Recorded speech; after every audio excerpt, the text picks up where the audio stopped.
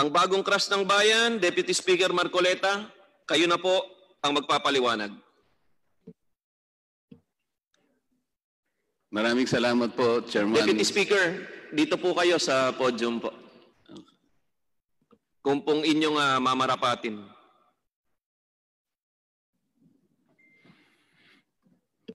Maraming salamat po, Chairman Alvarez at Chairman Alvarado.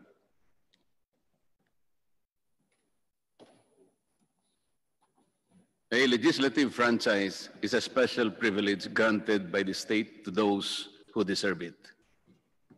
It is not a demandable right. A franchise is imbued with public interest. The grant comes with duties and responsibilities both to the people and to their government. ABS-CBN came before this joint committee with the burden to convince each one of us that it has consensuously and faithfully discharged those duties and responsibilities from the time it was granted the privilege to operate a broadcasting company under its previous franchise. Congress has the exclusive constitutional mandate to either grant or deny a franchise application. This authority is borne out by the fact that not all who applied was afforded such privilege, which is why ABS-CBN must convince this chamber and the people that it serves that it is indeed deserving of a franchise. First, let's hear from Mr. Gabby Lopez III himself.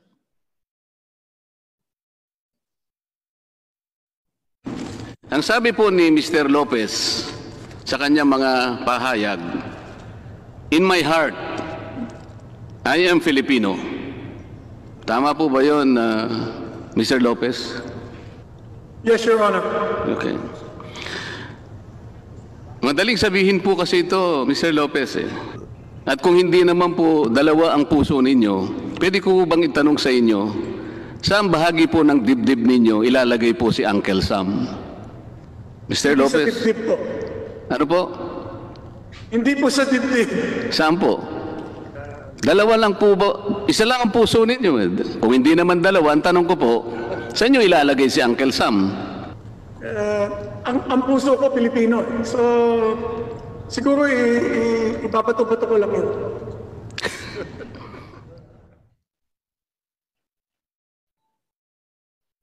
Ipinanganak sa Amerika, nag-aral sa Amerika, nagnegosyo sa Amerika, bumoto sa Amerika, ginamit ang American passport sa maraming yugto ng kanyang buhay at paglalakbay. But now that his American citizenship has become a burden and even conflicts with our Constitution in regard to ownership and management of his Philippine business, how and to what extent does he treat his American citizenship? Can we see again that particular footage?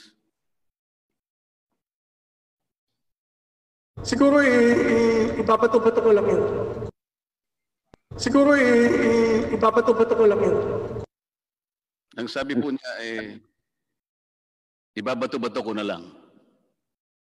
That, ladies and gentlemen, is how best describe and reveal the posturing of ABS-CBN. It's not about service.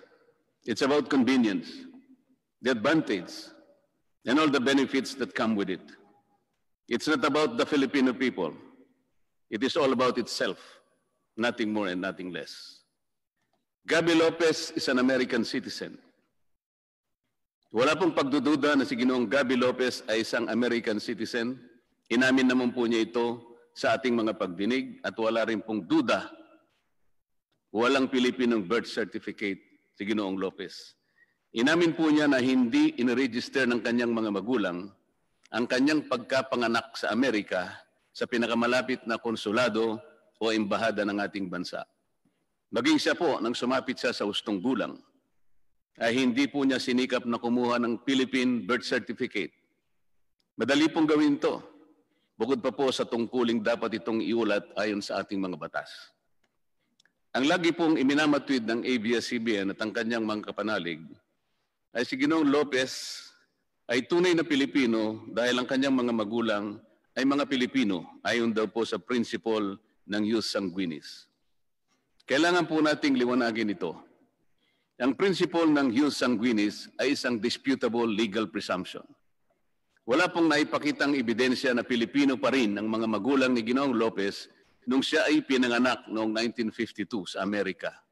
Kailangan po kasi napatunayan muna ni Ginoong Lopez na Pilipino pa rin ang kanyang mga magulang nung siya ay isilang para magkaroon ng visa, ang jus sanguinis principle. Hindi po automatic ang application nito.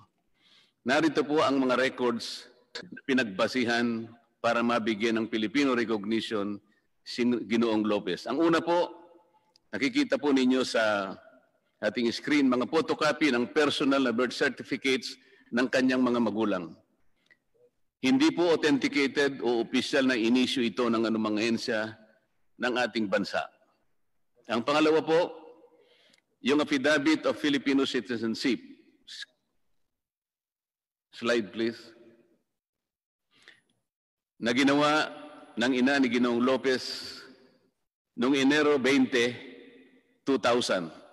Halos 50 taon pagkatapos may panganak si Ginoong Lopez.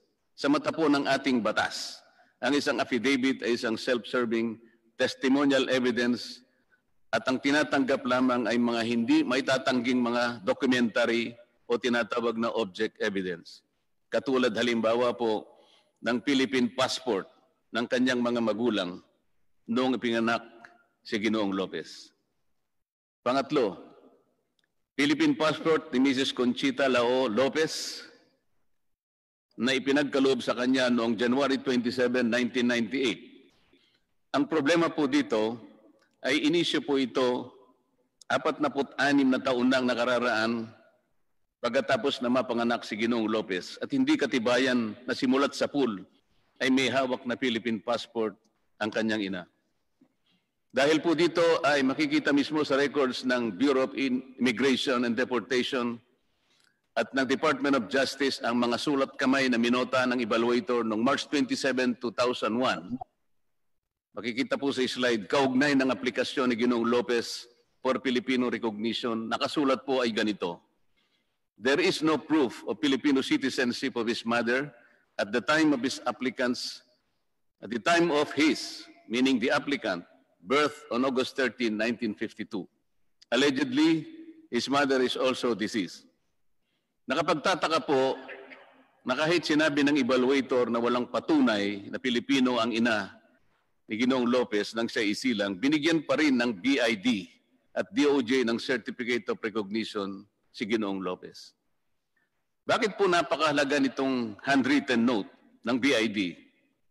Because there is the likelihood that the parents of Mr. Gabby Lopez, particularly his father, had already been naturalized American citizens, or at the very least had categorically renounced their Filipino citizenship at the time of or even prior to the birth of Mr. Lopez in 1952. This also could be explained by why they did not report his birth to the nearest Philippine embassy or consulate in New York at the time. Without such evidence of Filipino citizenship of his parents at the time of his birth, the principle of jus sanguinis could not have benefited Mr. Lopez. At kahit natanggapin po namin na Pilipino rin si Ginoong Lopez, ay malaking problema pa rin ang kanyang pagiging Amerikano na walang puwang sa mahigpit na tagubilin ng ating saligang batas na nakasulat sa Section 11, Paragraph 1, Article 16 of the 1987 Constitution. Nasa slide po yan. Alam ko po na na-memorize na po yan ng ating mga mamamayan na nakatutok sa mga pagdinig na ginaganap natin. It must be emphasized, Mr. Chair, that contrary to ABS-CBN submission, it is not the view of the Securities and Exchange Commission that matters here. It is not the opinion of the Department of Justice that will prevail here, not even the Bureau of Immigration or other agencies. It is the will of Congress that should be accorded due respect, simply because it is Congress that has the sole and ultimate authority to grant or deny application of franchises. Philippine Depositary Receipts or PDR. The hearings also proved that ABS-CBN, through a shell company, organized by Lopez Incorporated, also violated the constitutional restriction on foreign ownership and participation when it sold 187 million PDRs to foreigners, or 62.6% of the over 298 million PDRs issued by ABS-CBN Holdings Corporation, to which the same number of underlying shares of ABS-CBN were transferred. Due to the excessive rights afforded to the holders of the PDRs, said holders are deemed beneficial owners of the underlying stocks of ABS-CBN, with corporate control enhancing mechanisms that can influence the major corporate actions that management may institute. This is again a clear circumvention of Article 16, Section 11 of the 1987 Constitution. Kahit na ABS-CBN Holdings ang nasa papel ng pagmamay-ari o karapatang bumoto sa shares ng stock representing the PDRs, hindi nito pwedeng ibenta ang mga nasabing shares dahil may contract of pledge with the Philippine Central Depository to hold the same in behalf of the holders as security for certain obligations of ABS-CBN Holdings Corporation. Hindi ba malinaw na pagbibigay ng kontrol ito sa mga dayuhang may hawak ng PDRs? Nandyan po sa slide yan. Lumitaw rin po sa aming pagsusuri ng mga foreign holders ay may option din na baguhin ang kanilang karapatan na sinasaad sa PDRs. Bagay na wala sa control dito ang ating Securities and Exchange Commission. Bukod pa sa kanilang tanging karapatan na isalin o ibenta ito kahit kaninong individual, kahit walang pagsang-ayon ang Securities and Exchange Commission. Ang sabi nga ng isang prinsipyo sa batas, what cannot legally be done directly should not be done indirectly. Sa madaling salita, Mr. Chair, ang hindi dapat gawin sa patago, dapat itong gawin ng may pagsusumamo. Ang minamatid dito ng ABS-CBN ay ginamit naman daw ang PDRs bilang isang legal na instrumento sa maraming bansa. Ngunit ang hindi nila sinasabi ay wala namang restrictions ang mga ibang bansa tungkol sa pagmamay-ari o pamamalakad ng mass media sa kanilang mga bansa, gaya ng tagubilin sa atin. Gaya po sa Amerika, kahit 100% Filipino-owned ang TV or radio company, papayagan po ito. TV Plus and KBO pay-per-view. During the hearings, it was also proved, without doubt, ABS-CBN violated its franchise by airing multiple channels through its TV Plus. It was also proved that it sold digital receivers of black boxes to the viewing public without the approval of the NTC. It was also proved that it offered pay-per-view events in TV Plus without the approval of the NTC. Pati nga po ang laban ni Senator Pacquiao at Mayweather na walang pahintulot mula sa NTC, pinalabas din na may bayad. Lahat po ng ito ay pinatunayan ng chairman o chairperson ng NTC nang tayo ay dumidinig sa mga bahaging ito. NTC itself confirmed that based on its existing regulations, ABS-CBN was not authorized to encrypt or lock non-paying public its TV Plus channels using its free-to-air frequency under its franchise. Nasa slide po yan.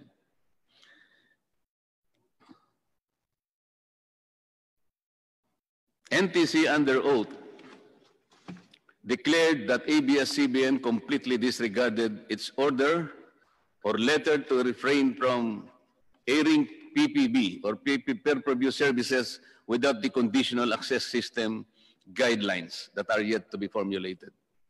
ABS-CBN even utilized the platforms of its subsidiaries, namely Sky Cable Corporation, Amcara Broadcasting Network, and ABS-CBN Convergence in launching these illegal activities, which, by the way, also compromised the respective franchises that are also being considered along with that of ABS-CBNs. Nagkasala ang ABS-CBN dito ng maraming beses. Pinangunahan nito ang NTC habang ito ay abala pa sa paggawa ng reglamentong ipatutupad sa tinatawag na conditional access system para sa pay-per-view.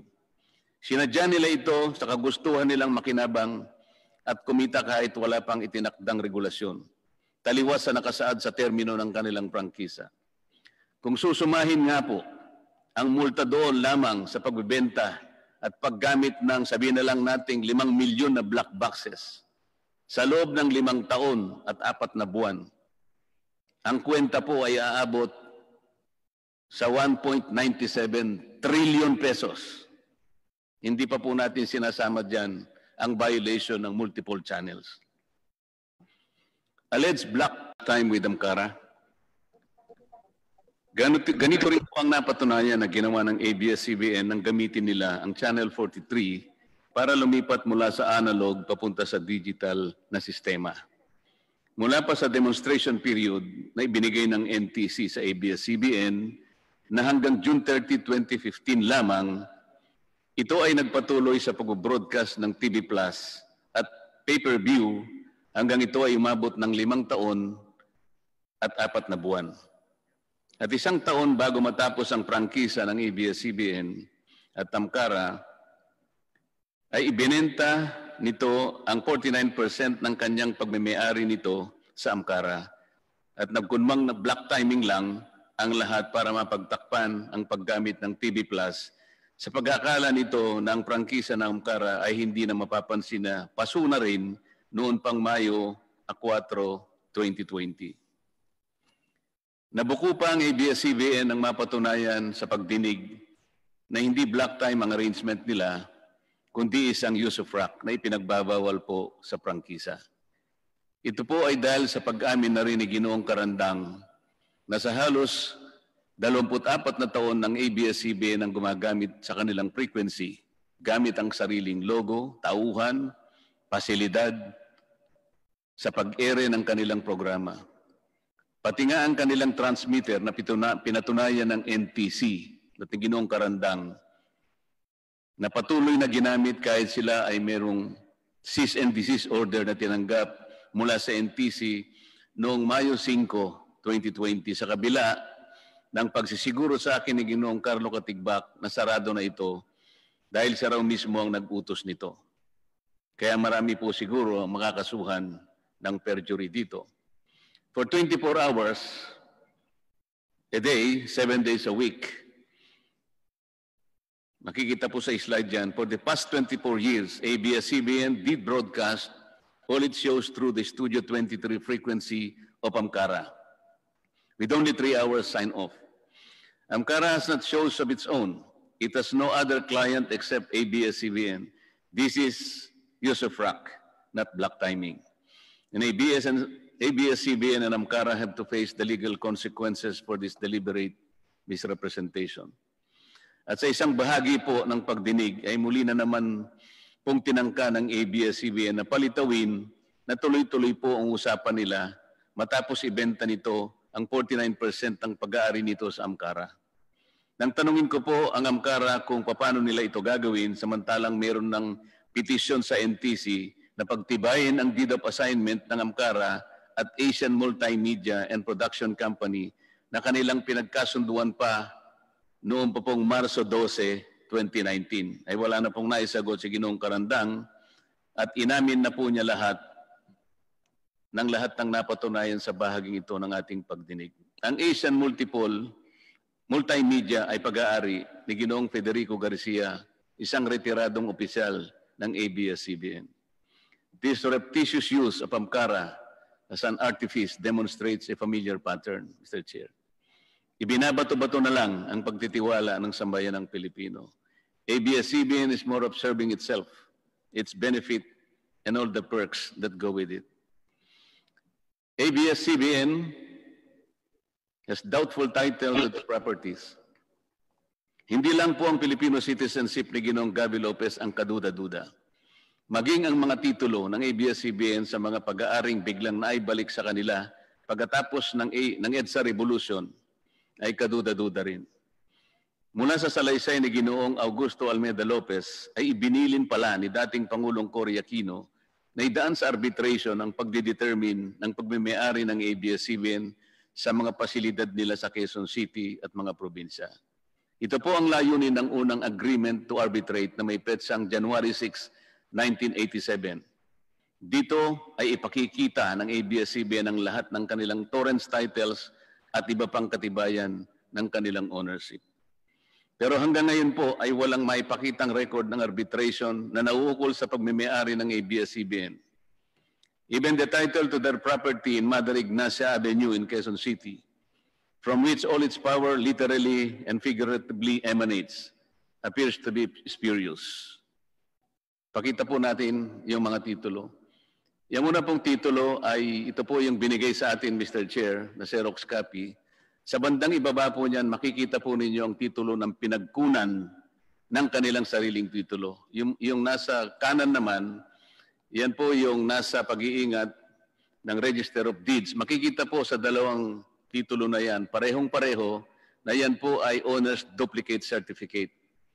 Hindi po makita sapagkat wala sa vault ng Registry of Deeds ng Quezon City yung original title. Kasi po kung pupunta kayo doon para humingi ng electronic copy ng original title, yun po ay makikita ninyo at madidistinguish sapagkat ang original title, nakasulat sa left margin nito yung salitang original title. Pakita po nyo yung dalawang titulo. Yan pong dalawang nakikita nyong titulo, yung bandang kaliwa, yan po yung pinagmulan na titulo ng ABS-CBN, yung TCT number 110731. Magtataka po kayo dyan pag sinuri ninyo, ibang lugar po ang nakalagay dyan, parang Bagong Nayon, Quezon City, at ang kanyang area ay 42 square meters.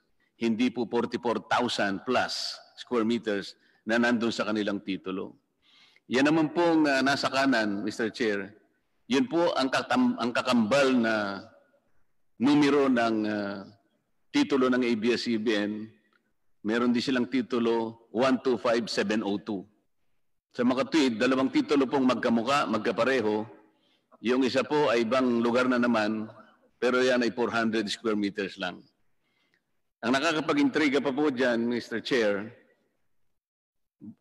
meron pong minota na nakalagay for provisional registration.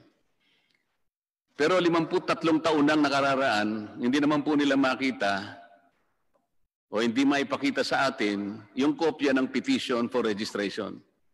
Ang katibayan na maaring wala pong ganun, sapagkat hindi man lang naka-annotate do sa likod ng titulo na dapat sana ay naka-annotate po yung petition for registration sa likod ng titulo. Wala po.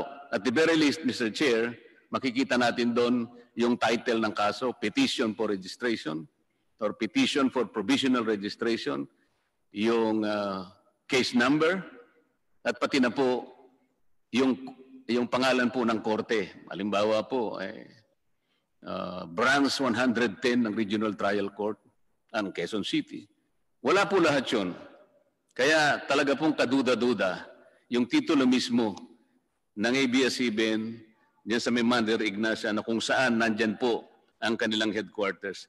Ito po siguro ang dahilan, Mr. Chair, kung bakit ipinasya ni Pangulong Cory Aquino na idaan ang lahat sa arbitration. Sa kasamang palad, wala nga po silang maipakita ng record ng arbitration na ito hanggang sa ngayon.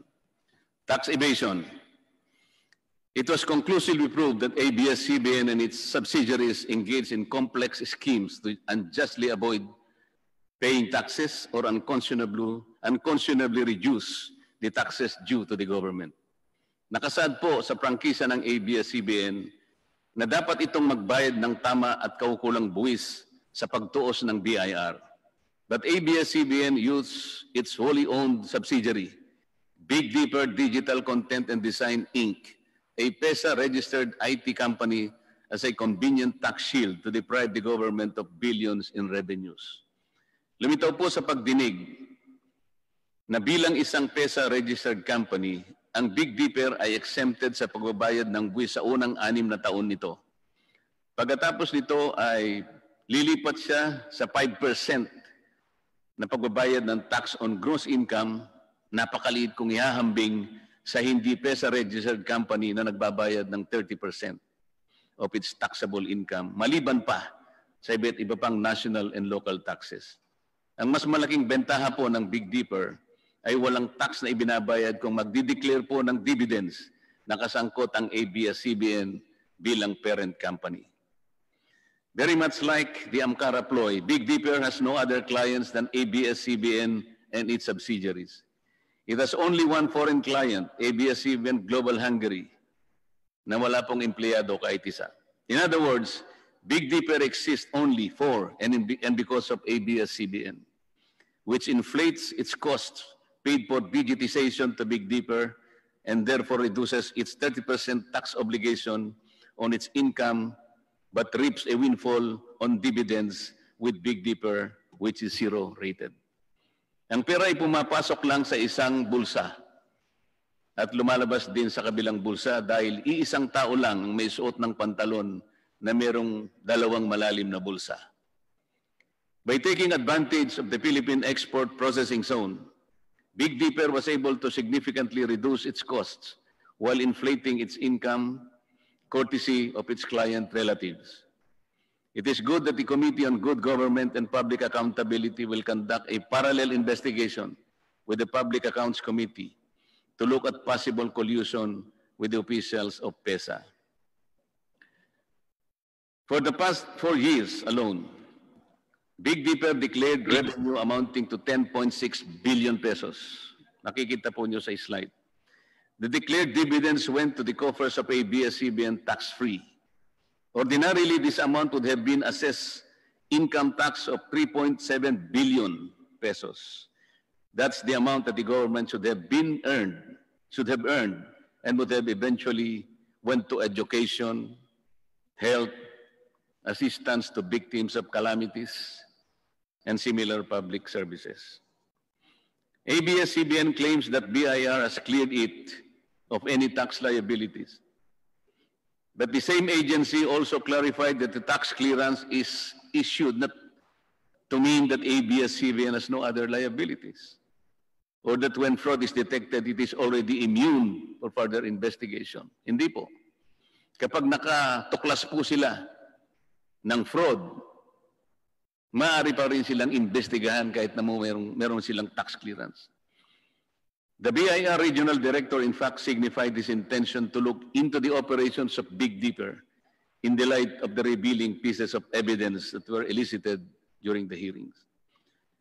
Bakit nga po ang GMA7 na hindi naman kasing laki o yaman kaya ng ABS-CBN ay nakapagbabayad ng lampas sa 1 bilyong piso kada taon? Samantalang ang ABS-CBN matapos makilatis ng mga dokumentong kanilang isinumite ay nakapagbayad lamang ng halos kalahating bilyon lamang sa loob ng 3 taon. Nasa slide po yan. 2016, 2017, and 2018. Bakit naman kailangan tipirin ang gobyerno samantalang ito ang nagkaloob ng pribilehyo ng prangkisa?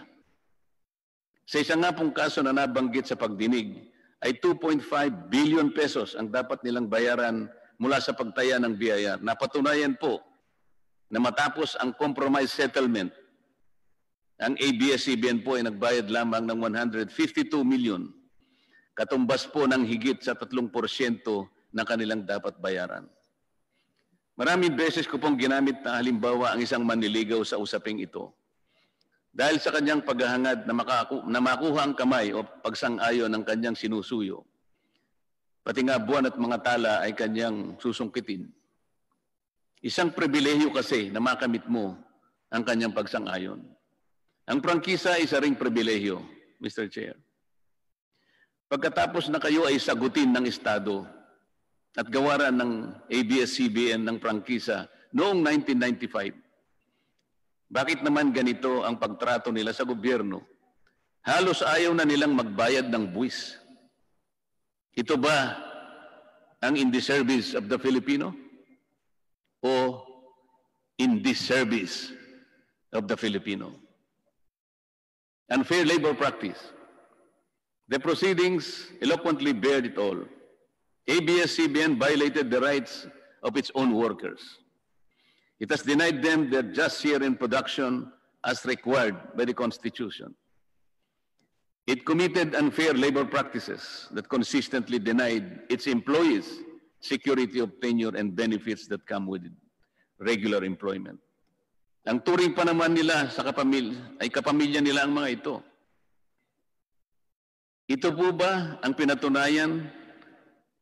Ito po ang pinatunayan sa pagdinig ng mga taong naghayag ng hinanakit na naglingkod sa kanila ng tapat sa mahabang panahon. Napatunayan din natin na sadyang nililito ng ABS-CBN ang publiko nang sabihin nito na lampas sa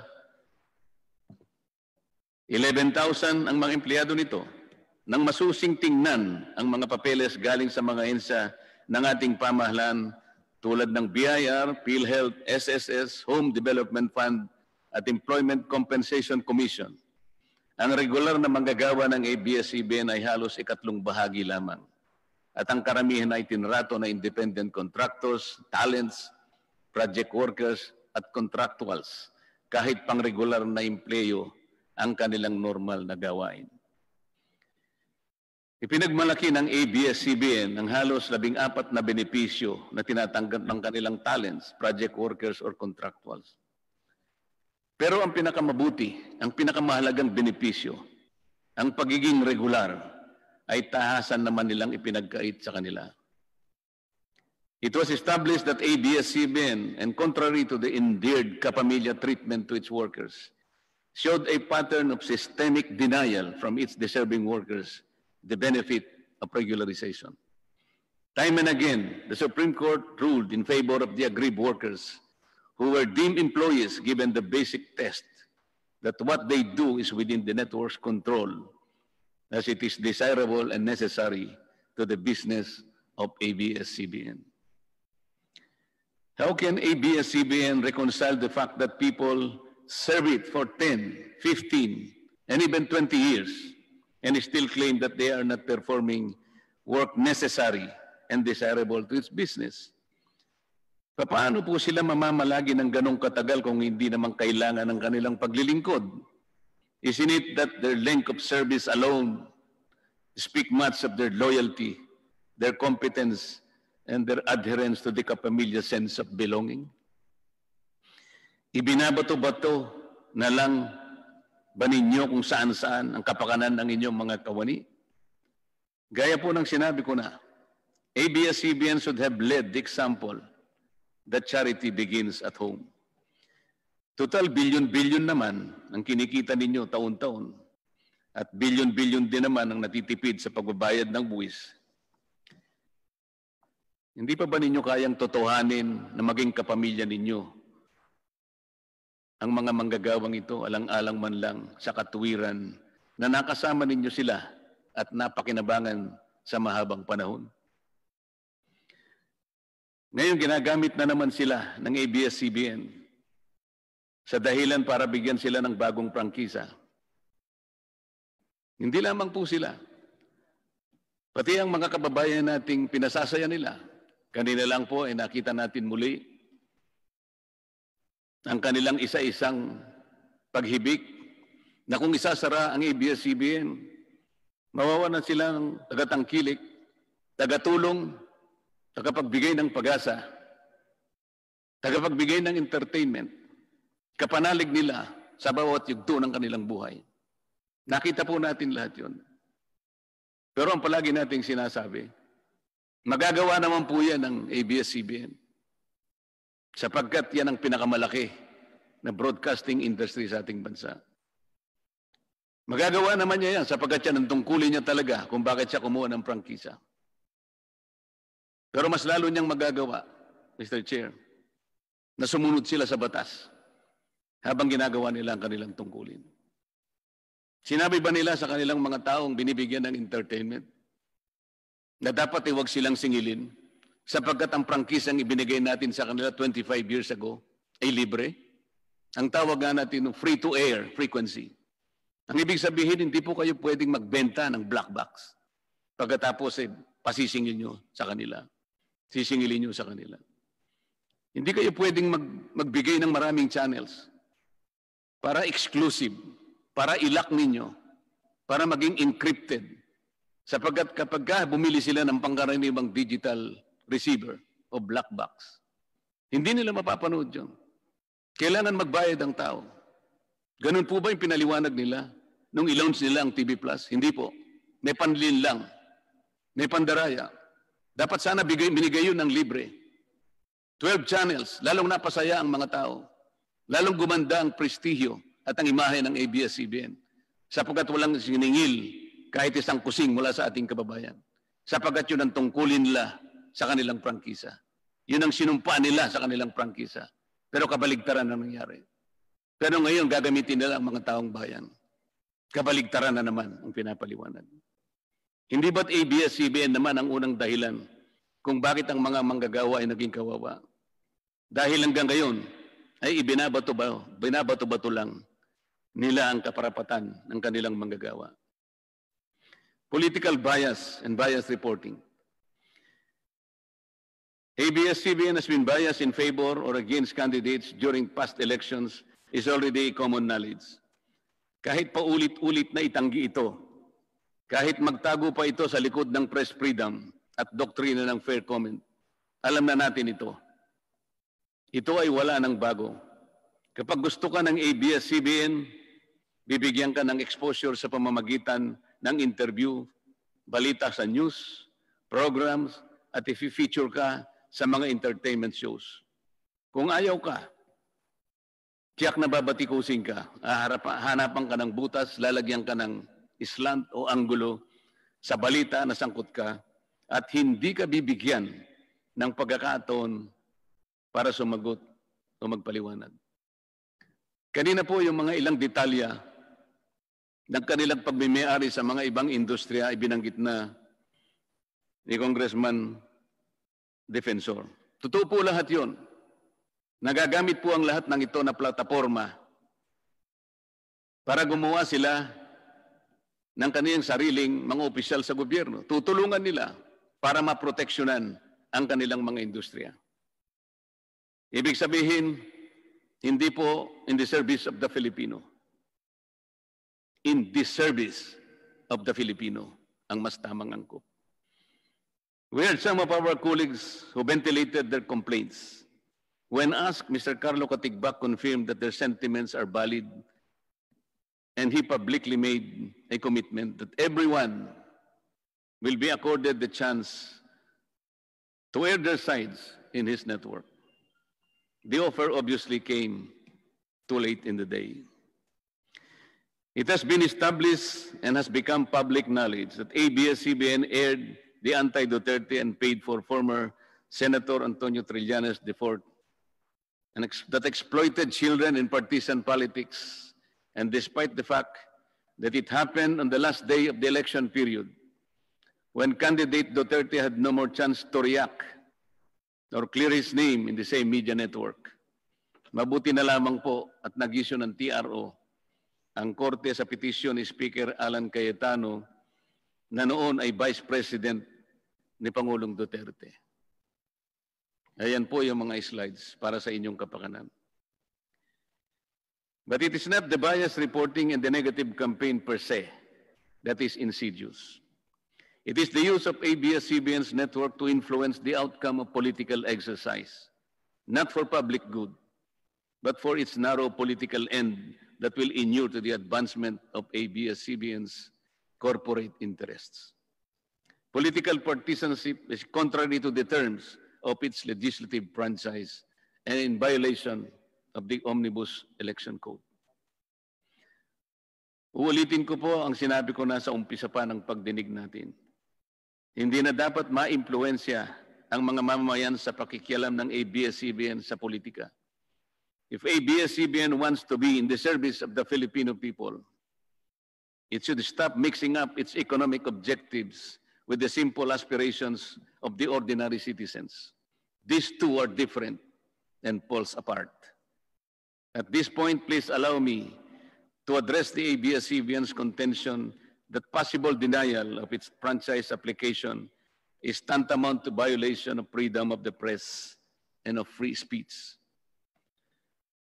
Kung tatanggapin po natin ang misleading na argumentong ito, edi yun palang nakapakaraming aplikasyon para sa renewal ng franchise ng mga radio and television stations noon, ay dapat pala pinagbigyan na lang natin lahat, Mr. Chair. At hindi natin siguro sila inayawan. Kung yun po yung argumento lang. Pero hindi po eh. Kasi po kung tatanggapin natin yun ang argumento, ang prangkisa will become a matter of right. Hindi na po siya pribilehyo. Wala na tayong discretion. Puro ministerya na lang.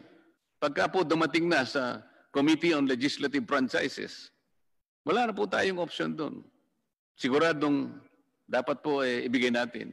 Sapagkat pag hindi natin ibinigay, sasabihin nila, oh, that is a violation of free speech. Hindi po ganun. That will be in direct violation of the mandate reposed by the Constitution to Congress as the guardian of this special privilege. Unable to repel the avalanche of evidence against the grant of a new franchise, ABS-CBN Corporation tries a new tact. Very recently, they asked for prayers, words, and actions, and pleaded for help, saying that it's no longer about business for them, but about the kind of system and country and leadership we want. Ito po yung sinabi nila, quoted po ito sa social media and other platforms. But how can ABS-CBN manage to still reverse the tide of public opinion against it when their phalanx of lawyers and accountants prove inadequate to the evidence-based interpellations on the floor that exposed their ruse and legerdemain? The last 2 days of the hearing told it all. The defenses of ABS-CBN finally crumbled in tatters, and for all the people to see. The irony is ABS-CBN's appeal to flood, I will quote this again, to flood social media pages with positive stories about ABS-CBN. Apparently, the network, Mr. Chair, is the only one left to believe in the rectitude of its cause or the lack of it. Mr. Chair, maybe they are living in a parallel universe. It is like the proverbial ostrich that buried its head in the sand, but exposed its whole body for all people to see. This is the pitiful state of a broadcasting company which believed that it was invincible for so long a time, and it is above the law. It is high time that the sovereignty of the airways be restored to the people, the ones who will finally decide to whom and when to grant this special privilege called franchise. Mr. Chair, gusto ko pong pasalamatan bago ko magtapos si Enrique Hill at Lisa Soberano sa pagbati at pamanghik na ipinaabot nila sa aming mag-asawa. Naramdaman ko ang kanilang katapatan. Sana po ganun ang ABS-CBN. Sa kanilang dalawa, alam ko na mauunawaan nila na ito po ay tawag lang ng tungkulin. At hinahangad ko ang higit na tagumpay para sa kanila sa mga darating na panahon. Let me end with a popular movie clip from an on-screen and off-screen hero that had captured the hearts of millions of Filipinos to sum up the comprehensive, impartial, and open proceedings implored by the Speaker of the House, Alan Peter Cayetano, in regard to the franchise application of ABS-CBN.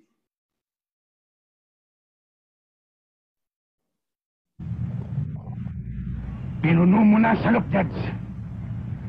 Malapit na kitang kalusin.